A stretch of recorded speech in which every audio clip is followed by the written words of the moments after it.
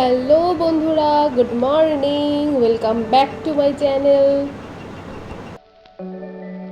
সকাল সকাল ঘুম থেকে উঠে মায়ের মুখ দর্শন করে দিনটাকে শুরু করলাম।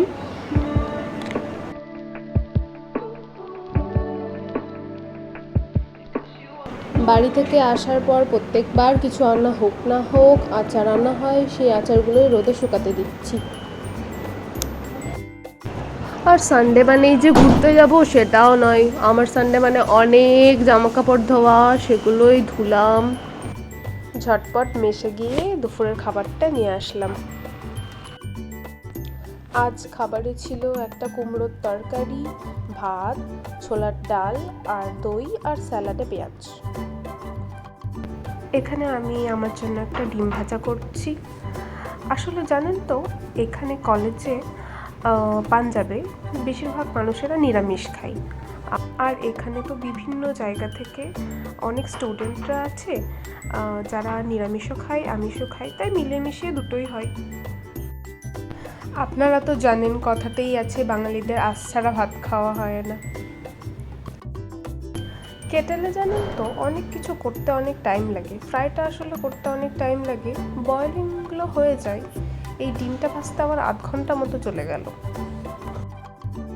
তারপর গেলাম বিকালের দিকে একটু গ্রাউন্ডে ওয়াক করতে। আর এখানে আমাদের ওখানের তুলনায় একটু লেটে সূর্য অস্ত যায়, মিনিমাম 1-2 ঘন্টার ডিফারেন্স হবে। আর ওই দিকে দুটো শালিক ছিল, আমাদের ওখানে সবাই এগুলোকে শুভ মানে। এখানে আমি দেখলাম, আমার সাথে সাথে আপনারাও দেখে নিন। অনেক দূর থেকে দেখছিলাম এই জায়গাটাতে, এই একটা জায়গাতে এত সুন্দর রং বেরঙের ফুল হয়েছে। এই ফুলগুলোর নাম আমি জানি না, আপনারা যদি জানেন তাহলে প্লিজ আমাকে একটু কমেন্টে জানাবেন। আর এখানে এই রুবি ওর ফুলগুলো দেখানোর বাহানাতে ওর নেলসগুলো শো করছে। এখানে শীতকালে নানা রকমের সুন্দর সুন্দর ফুল হয়। ভাবতে পারিনি যে গরমকালেও এত সুন্দর এই ফুলটা থাকবে।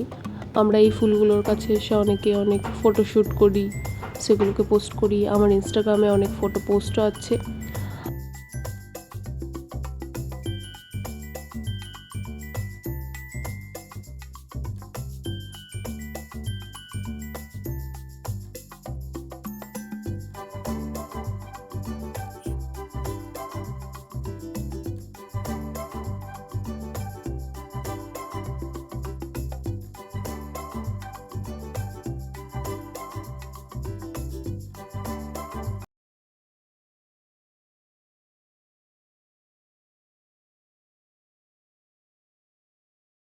আমাদের এন্ট্রি টাইম হয়ে যাচ্ছিল, তাই আমরা রুমে চলে আসলাম। এইদিকে রাত্রেবেলায় ডিনারে হয়েছিল চিকেন, তাই রুবি চিকেনটাকে একটু এনহ্যান্স করছে।